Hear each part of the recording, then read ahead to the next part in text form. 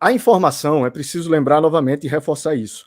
Como dizem os físico-químicos Charles Thaxton, Walter Bradley e Roger Wilson, esses caras são referências, a informação do DNA não é só análoga a uma mensagem em sequência, mas como um código Morse. Ela é mesmo uma mensagem em sequência, porque é dela que vai vir a leitura. E veja, quando a gente está falando de informação genética, a gente está falando de um negócio tão complexo que o projeto Genoma levou 5 mil cientistas, 250 laboratórios de 50 países para mapear só o código genético. A gente não sabe como é que funciona realmente o código genético. E eles ainda cometeram o erro de falar que 98% do código genético, aquilo que não era codificante, ou seja, que não fabrica proteína, seria DNA lixo. Então a gente está lidando com uma complexidade muito alta. E isso só dos seres humanos, que é 3,2 bilhões de pares de base, mas tem complexidades muito mais altas. O que é que acontece? O DNA humano, professor Alisson, ele tem um padrão genético que se autocorrige, é um padrão matemático. Isso foi descoberto, inclusive, por brasileiros.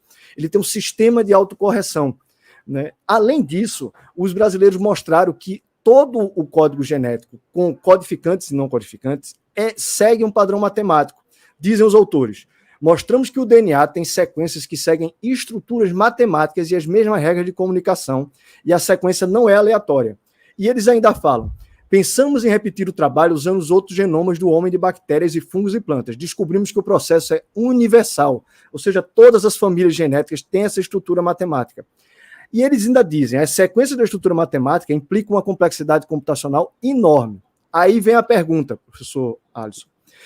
Do jeito que a gente falou, tem centenas de genes que são exclusivos para os seres humanos, e cada um desses é informação. Como é que surgiu a informação de cada novo gene funcional desse, que é exclusivo para os seres humanos ou para o macaco, porque os macacos também têm genes exclusivos, e como todas essas informações se encaixam e movimentaram dentro de um padrão matemático altamente complexo, que ainda por cima tem essa capacidade de se autocorrigir. Como é que a evolução foi capaz de fazer isso? Bem, então vamos lá. Eu gostaria aqui, né, de pontuar três coisas, né? Primeiramente, é um padrão muito comum que a gente observa nos tipos de argumentação criacionista, tá?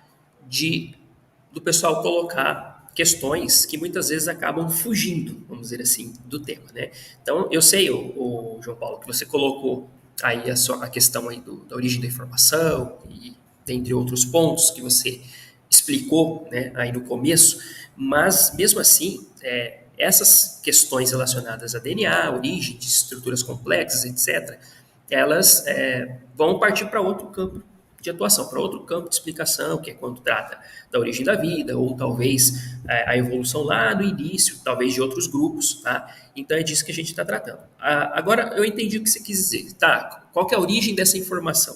Bem, a gente sabe, já é bem conhecido, tá? Não estou falando da origem da informação lá do início, mas estou falando da origem de nova informação do genoma. Talvez é isso que você está perguntando. Então, respondendo esse ponto, a gente já tem mecanismos bastante conhecidos na biologia evolutiva, na genética, por exemplo, que são mecanismos que fazem com que o genoma ele sofra evolução, o genoma dos organismos. Então, a gente vê muita coisa acontecendo. Isso é fato, né? Isso não é especulação. Então, o que a gente vê? A gente vê duplicação de trechos de DNA, a gente vê duplicação de genomas inteiros, não na espécie humana. Em alguns casos, no caso, por exemplo, das plantas, que tem duplicação do genoma inteiro, alguns tipos de animais talvez tenham isso também, a duplicação de genes, né, e isso a gente vê sim na espécie humana.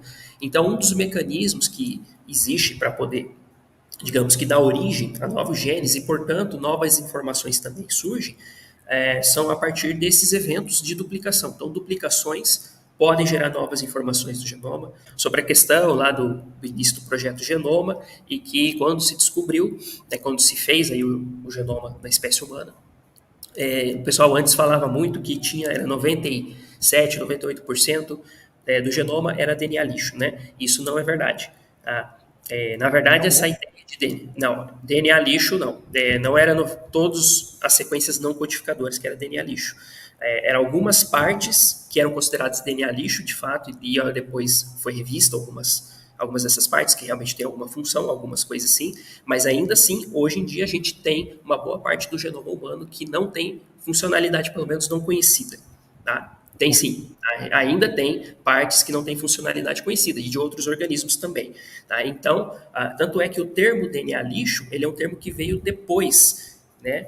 Foi publicado em artigos lá nos anos 70, mas isso foi depois, ele veio depois de artigos que já estavam publicados, que já falavam de sequências não codificadoras, que também têm uma função importante.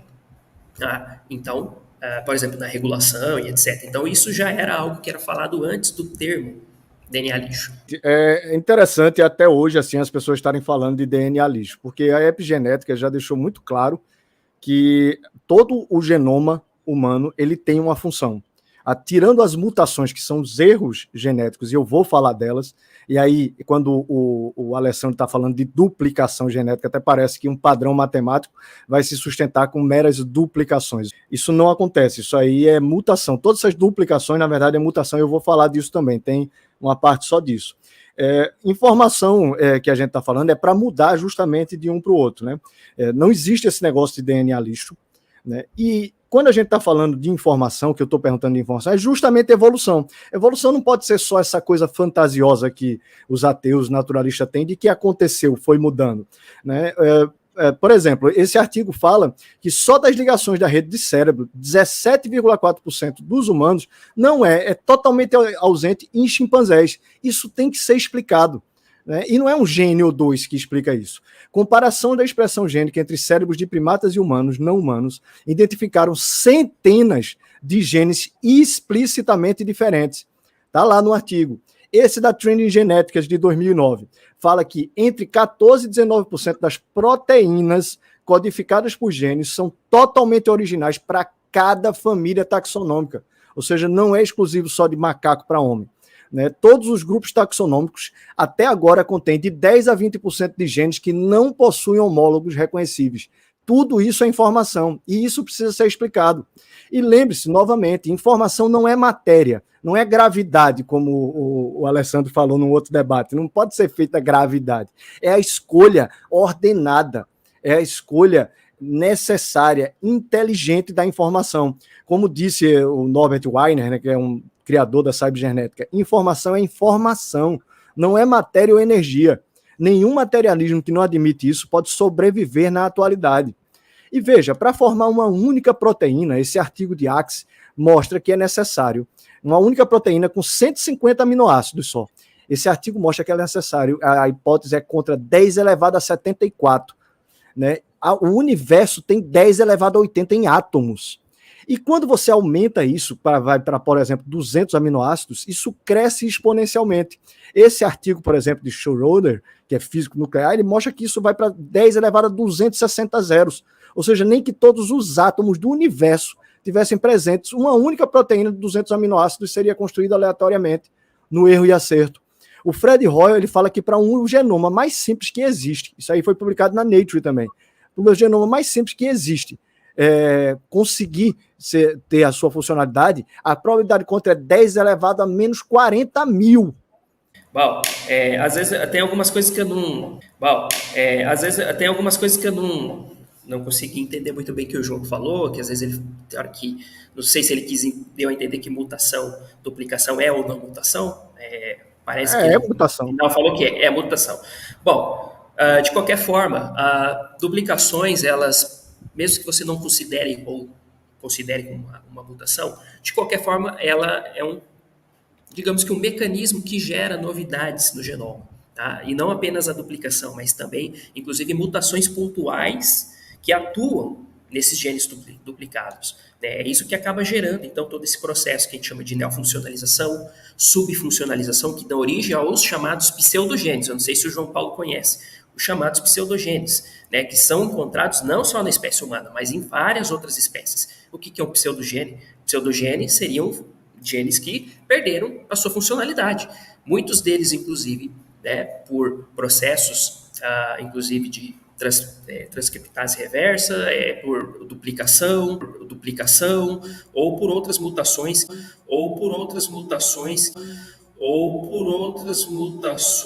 que eventualmente ocorram em trechos daquele segmento de DNA que afetam a expressão, enfim. As espécies de camundongos, por exemplo, a gente tem muitos genes funcionais, 160, se não me engano, e na espécie humana apenas 5 funcionais, e cerca aí de 150, 160 que são pseudogenes, ou seja, foram subfuncionalizados ou perderam a sua função. De uma forma geral. Tá? Essa questão do DNA lixo, eu repito, sim, ainda existe. Tá? Esse conceito de DNA lixo não significa que todo genoma é lixo, obviamente. Tá? Todo genoma que não é conhecido a sua função. As proteínas, o fato delas serem encontradas em chimpanzés e seres humanos que não são 100% homólogas, isso é esperado mesmo pela evolução. É esperado que algumas coisas vão ser diferentes. Tá? Tem gente que fala, por exemplo, 80% das proteínas elas são diferentes. Na verdade, essas proteínas, muitas vezes, elas só se diferenciam em 1 ou 2 aminoácidos. Tá? Então, elas não são tão diferentes assim. O que é esperado mesmo pela evolução. Tá? E a questão da probabilidade que ele mencionou também, de mutação ocorrer, né, de uma mutação aleatória gerar uma proteína funcional, se é um número astronômico, sim, é verdade que mutações, por serem aleatórias, a probabilidade pode ser baixa de gerar algo. Mas temos que lembrar que não é apenas mutação aleatória, que existe um mecanismo de seleção natural que é ignorado aí pelos criacionistas. Tá? E só para concluir aquele negócio lá da informação, da complexidade da informação, lembrar que existe um limite. O Borel, que é um dos principais, o pai da teoria da probabilidade, mostra que qualquer coisa que tem um limite contra de 10 elevado a 50, ela não vai acontecer, não importa as probabilidades, não importa quantas vezes seja possível. E a gente está falando de 10 elevado a 250, 10 elevado a menos 40 mil. E vocês ainda continuam com essa crença. Então, onde é que está apoiada essa crença de vocês? Porque não é nas probabilidades e também não pode ser nas mutações. Veja que mutação, ela não cria, ela só cria defeito genético, é a chamada entropia genética. Esse artigo, esse Warren Weaver, por exemplo, ele foi um dos maiores cientistas da época dele. Ele fala o seguinte nesse levantamento gigantesco que ele fez para o governo dos Estados Unidos. Muitos ficarão intrigados com a afirmação de que praticamente todos os genes mutantes conhecidos são prejudiciais, pois mutações são uma parte necessária do processo da evolução. Como pode um efeito bom, evolução para formar de vidas superiores, resultar de mutações praticamente todas prejudiciais? E, na verdade, são todas. O que a gente conhece na literatura é que mutações são prejudiciais. Elas causam a entropia genética. Esse artigo, por exemplo, de 1997, fala que, por causa das mutações, a gente está tendo uma perda de taxa de aptidão humana de 1 a 2%.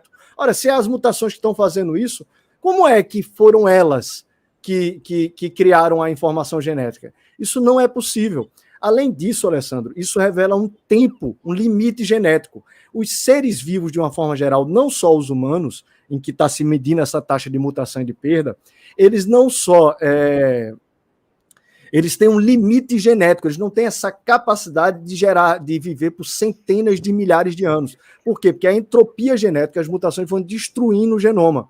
Por exemplo, esse artigo desse especialista, Michel Lynch, né, fala que o declínio é de 3 a 5% por geração. Segundo ele, a acumulação de mutações deletérias leva à conclusão de que se pode esperar uma redução substancial da aptidão humana nos próximos séculos. Nesse outro artigo de 2016, ele reforça a mesma coisa. Né? Tudo que se encontra em artigos de mutação mostra isso, que mutação não pode criar informação e que existe um limite genético. Por exemplo, esse artigo de um super especialista, esse cara é super conhecido, o Geraldo Cabré, ele fala que é muito provável, ele diz aqui, que é muito provável que dentro de 3 mil anos, só 3 mil anos, cerca de 120 gerações, toda a humanidade sofra de 2 ou mais mutações prejudiciais à nossa estabilidade intelectual ou emocional. E ele ainda fala, Alessandro, que talvez pelas mutações, pelos que eles veem de mutações, o nosso pico, ou seja, o nosso melhor DNA, foi atingido justamente nessa taxa, entre 2 e 6 mil anos atrás, olha só. E de lá para cá ele veio se deteriorando.